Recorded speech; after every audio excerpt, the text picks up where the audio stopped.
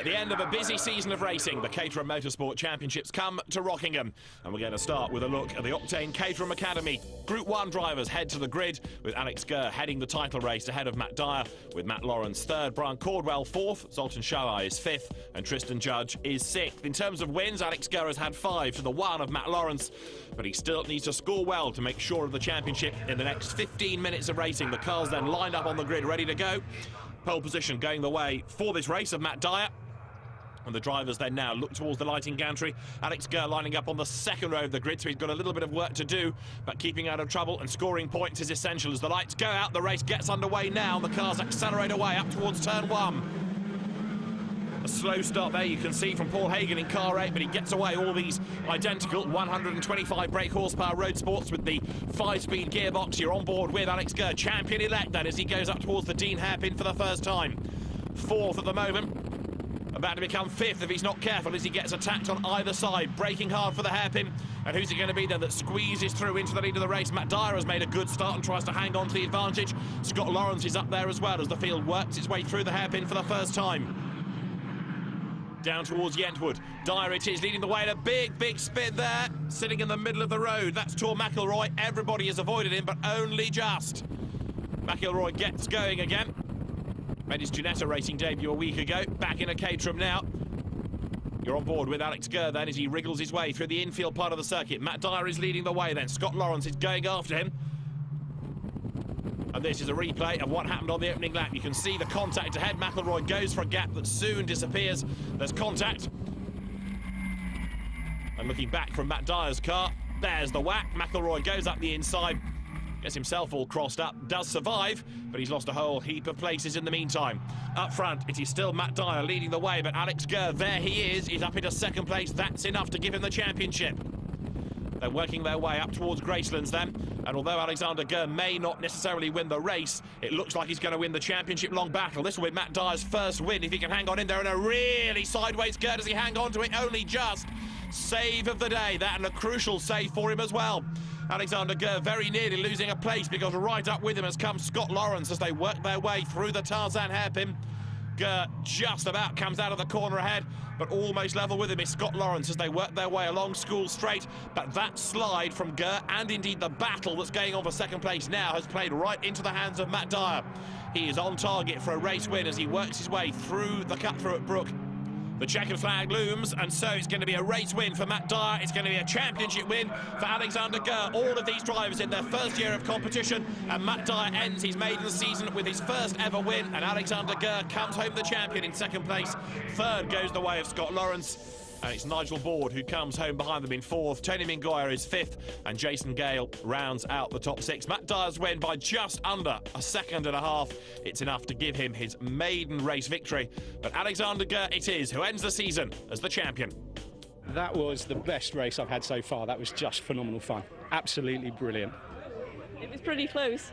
It was very close at times. Probably a little bit too close to comfort, but no, it was really good fun, very clean. Well done to Matt. Fantastic win for him. So Matt Dyer celebrates a race victory. The championship goes the way of Alexander Gurr, and it goes his way with Matthew Lawrence second and Matt Dyer coming home third. Tristan Judge 4th, Brian Cordwell 5th, and Zoltan Shawai in 6th. But such is the popularity of the Academy that it's split into 2 groups, and Group 2 is coming up next.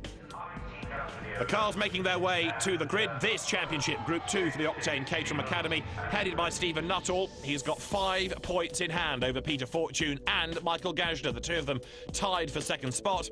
Oliver Andrew 4th, Nick Portlock is 5th, and Danny Killeen is 6th. And all the wins have gone the way of Nuttall, Fortune and Gajda this year. 3 to Nuttall, 2 for Fortune, and 1 to Michael Gajda.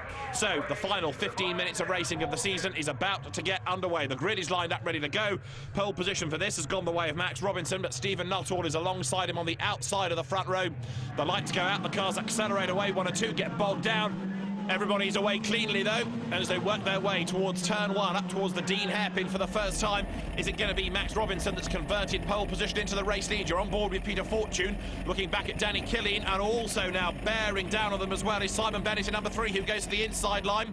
Oliver Andrew in the red car joins in that mix as well. Danny Killeen right to the very outside in the white car, into the Dean hairpin for the first time. and he goes a little bit too deep into the corner. There's contact there and being tagged into a spin is Michael Sawyer, number 11. He should be able to rejoin from that, albeit now right at the tail end of the field as the leaders work their way for the first time out of Yentwood up towards Chapman Curve. A little bit of smoke coming off the back of Oliver Andrews' car. And you can see in the middle of all of that also Simon Bennett trying to gain ground as well. So the race leaders working their way through the piff-paff and heading for the first time through Rockingham Curve, then up towards Kirby. The infield part of the circuit then playing host to the Caterhams at the moment as they work their way through the long left. Then it's down towards Gracelands and up towards the end of the lap. And a big slide also there from Alec Hayden in the red number 42. He saves it, loses a place. On board with Peter Fortune. He's getting away from that gaggle of cars behind him though now. He turns his way out of the left-hander at Gracelands and down the short straight towards the Tarzan hairpin. And somebody else going off the road, you can see heading towards the barrier. Who was that? Simon Bennett it is, off the road. You can see the damage on the right-hand side of the car where he's hit the barrier. Let's have a look. He gets it sideways. It goes left, it goes right. He tries to hang on to it. Eventually the back loops round and off he goes into the barriers. Damages the right-hand side of the car and it looks as though he's going to remain there. Meantime, battles rage on. Peter Fortune trying to defend, but at the same time gain ground if at all possible. Stephen Nuttall is behind him. That's good news for Fortune in the championship, but remember, he's got to outscore him by 6 points in order to win the crown, and as long as Nuttall is right on the tail of Fortune and there's nobody between them, then Peter Fortune is not going to be able to win the championship. You can see the way that looking for a way past him. There is Stephen Nuttall, and a sideways Fortune gets it all wrong, and that is the end of the championship dream, I reckon. He gets himself going again, but if he's going to be behind Stephen Nuttall, the hopes of winning the championship are long gone. Peter Fortune recovers, but how many more places is he going to lose? Richard Nordhoff comes up the inside of him, and he's level as they drop down towards Brook. Does he go through? Yes. Richard Nordhoff in number 2 goes through. And there's also Nick Portlock there, tucked up behind them, looking for a way by as well. So Peter Fortune has lost places, and this was how it all started. He turns into the Tarzan hairpin and just loses the back of it. Lucky F, it says on the back. Not quite so lucky anymore, because that now has given the championship effectively to Stephen Nuttall. Up front for the race win, though, Danny Killeen is leading, and only just because Max Robinson is right on his tail. Checker flag is at the ready. They come up to end their season. 15 minutes of racing are done. Killeen and Robinson are running nose to tail, but Stephen Nuttall is on target for the title as he comes through in 3rd place, and Stephen Nuttall is crowned the Octane Caterham Academy champion from Group 2. Danny Killeen takes the win by 0.239 of a second from Max Robinson. Stephen Nuttall 3rd, Portlock 4th, Nordhoff 5th, and Pete Fortune, in the end, comes home in 6th place. The championship goes the way of Stephen Nuttall.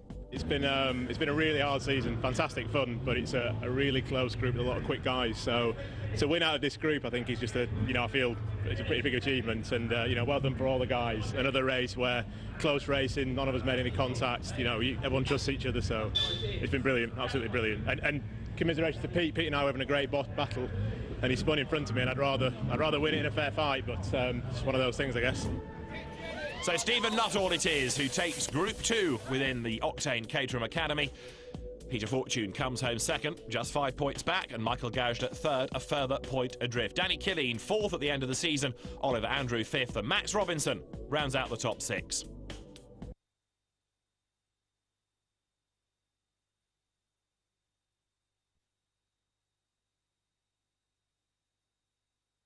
Championship has already had one race this weekend. It was won by Rob Smith, his first of the year. Elliot Norris leads the championship. He has had 3 victories, but the opposition comes from Brad Smith with 7 wins to his name. Rob Smith's now 3rd, Mark Lewis 4th, Humphrey Bucknell 5th, and Alex McIndoe, double winner this year, is only 6th, having missed the 2 races at Snetterton. The grid is formed then. Rob Smith in the blue car is on pole position, and Brad Smith, unrelated to him, the orange and black car, is alongside on the front row of the grid. Drivers then look towards the lights, which go red, and this race that's going to be over 20 minutes gets underway now. Good start being made from the 2nd row of the grid by Elliot Norris as the cars sprint their way up towards turn 1 for the first time. And breaking away, Rob Smith looks like he's managed to get the race lead, but of course it's Elliot Norris versus Brad Smith for the championship. You're on board with Norris from the 2nd row, and it's Brad Smith ahead of him, trying to defend and also look for a way past Rob Smith as they work their way towards Dean for the first time. Rob Smith brakes as late as he dares, turns his way to the corner, running in 4th place in a black car. Glenn Freeman, the Autosport journalist, stepping up from the Caterham Academy, in which he's gone well this year. And racing at this level for the first time and looking to try to gain ground as they come through Yentwood. Looks for a gap on the inside, can't improve on fourth as yet. And the field wriggles its way up then for the first time towards Chapman Curve. Getting away up front, though, is Rob Smith. Having had that victory earlier on in the weekend, he knows he can do it. He's been a former race winner previous seasons, but not this year. But now, look, he's gapping everybody else. The battle's on for second, third and fourth. Glenn Freeman sitting on the back of the Brad Smith-Elliot Norris duel, not only for second place, but also between those two for the championship. And this is Elliot Norris's view. Working his way through Gracelands for the first time down towards the Tarzan hairpin. And this battle is going to rage on right the way to the end.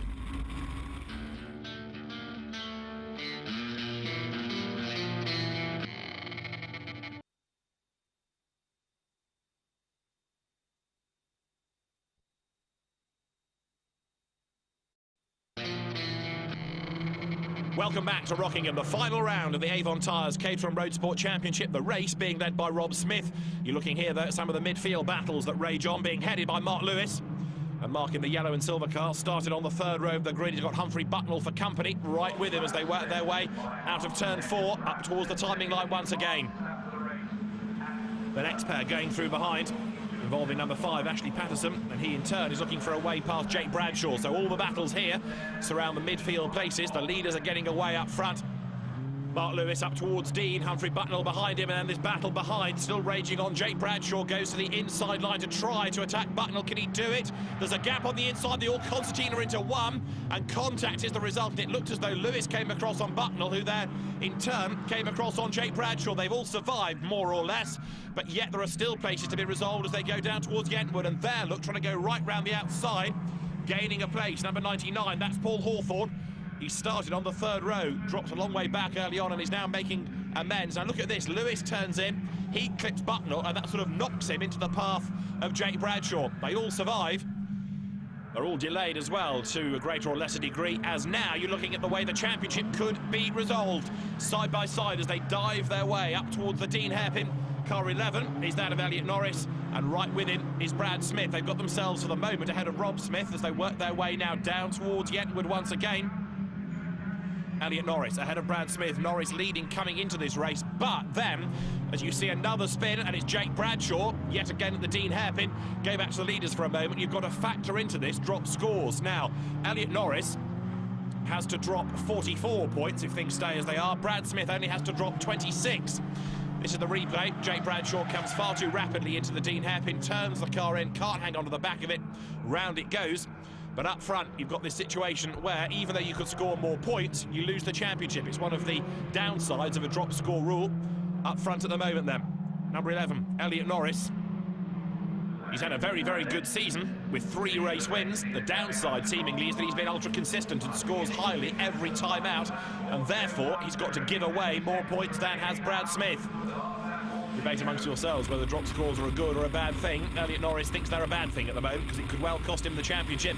He comes down towards the Dean hairpin, and he's doing everything he possibly can as up the inside there. Look comes Rob Smith, and there's contact between the two, and this time it's Norris that comes off worst. Elliot Norris tagged into a spin. He rejoins, and that's a real disaster for him because it puts him further down the order. It puts him behind Brad Smith now. Brad's second, Rob Smith leading the way. And how far back did Elliot Norris drop? He's down to third, and there's Glenn Freeman going strongly behind him. This is the replay. Rob Smith dives out of the slipstream at the very last moment, tags the rear corner of Elliot Norris, turns him around. Saw the closing speed, rather caught him out there, Rob Smith. He was in the draft and suddenly had to jink out, otherwise there'd have been contact. So now Rob Smith leads the way, but right with him is Brad Smith as they work their way out of Brook. They're heading through turn 4, up towards the line. Are they going to be side by side as they head up towards the checkered flag? Not quite. Rob Smith is going to hang on for a second win of the season. He comes across the line. It's 2 out of 2 for Rob Smith at Rockingham. Second across the line is Brad Smith, and Glenn Freeman rounds out the top 3. Still battles are to be resolved. You've got at the head of this long queue Mark Lewis, who is just going to hang on to 5th, and Paul Hawthorne just is 6th, coming over the line ahead of Ashley Patterson. The story, though, doesn't quite end there. Rob Smith given a 5-second penalty for avoidable contact, so Brad Smith takes the race win, and with it, the championship. Glenn Freeman, a great result to be second, and Rob Smith drops down to third. Brad Smith is the champion. Really enjoyed the season, and the race was really close. Just did what I had to do, really. I followed the guys, didn't want to get too involved, but it was good that we broke the pack early and then managed to just stick with them. The last few laps, though, you were just dicing with each other. Yeah, I think more so Rob and Elliot, who both had fantastic races and fantastic seasons, to be honest. But I was just trying to stay out of the way. There was a bit of a coming together between Rob and Elliot at the end. I took advantage of that and managed to finish second in the race, so that was great. At the end of the Roadsport season, we've had some great racing, and the championship goes the way of Brad Smith. Helped by the drop score rule, Elliot Norris then drops 7 points back behind him to be second. Rob Smith takes third. Mark Lewis fourth, ahead of Humphrey Bucknell, and Paul Hawthorne rounds out the top 6. Next onto the grid come the cars for the final round of the Avon Tyres Caterham Tracksport Championship.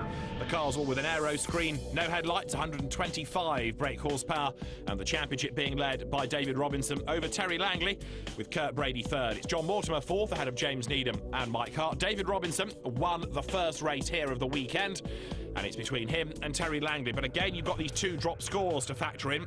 As they go into this race, Langley would have to drop a 0 and an 18, Robinson an 18, but also a 21 as his next lowest. The lights go out, away they go, and from pole position, David Robinson makes a very good start. The field surges towards turn 1 through that left-hander, and then it's up towards the tight left at the Dean Hairpin. You're on board with James Needham. Roy Gray going through ahead in 26, and James Needham goes wide up towards the outside line, looking for clear space. Now, can he gain any places from there as they break for Dean for the first time? David Robinson it is who leads the way, really deep into the corner. There goes Needham, and there's somebody off in the background. Mark Farmer it is. Paul Mortimer turns his way through. Farmer rejoins. So David Robinson, the championship leader, is the race leader as they turn for the first time out of Yentwood up towards Chapman Curve. Everybody safely through, although Needham's dropped quite a long way back there by being hung out to dry through Dean Hairpin for the first time. It's a 30-minute race. He's got lots of time left then in which to make a move. Here's the replay. Look, he's right on the very outside. They're 4, almost 5 wide coming into the corner.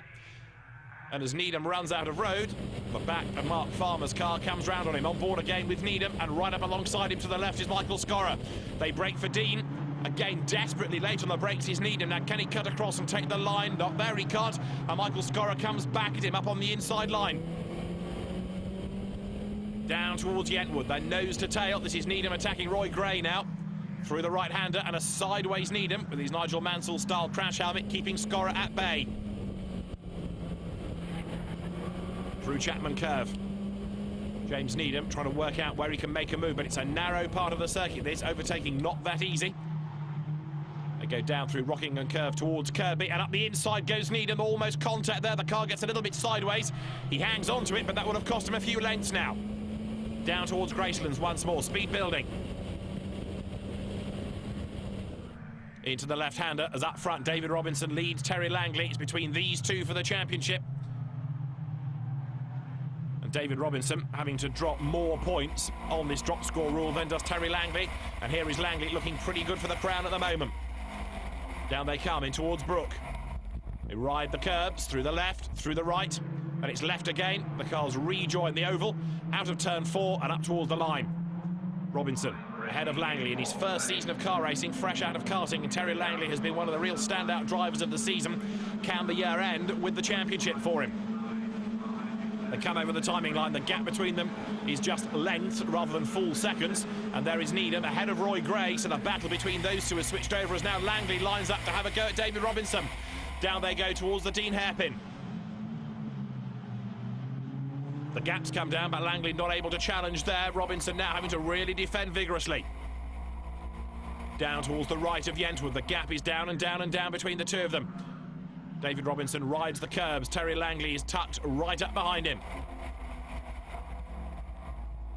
As they come out of the right-hander and now sprint their way through the Piff-Paff, then through Rockingham Curve up towards Kirby. You can see that Langley is getting ever more committed about this, and he's giving Robinson ever more a tough time. Somebody way off into the gravel there is Paul Lewis. He's almost disappeared from view. The car has sunk into the gravel, dropped down behind the barrier, and Paul Lewis is going no further. On board with Langley. Is he going to make a move for the race lead here? Let's see. Down towards the Tarzan hairpin. David Robinson is up front. They break now for the hairpin. Turn into the right-hander, and Robinson sets the car up, swings through the corner, and then onto School Straight. He'll accelerate around the back of the pits. Looking at what's going on lower down the order as well. James Needham there, still striving to work his way higher into contention, but it's not proving an easy ask, this, for him. David Robinson up towards the end of the lap and still being chased hard by Terry Langley.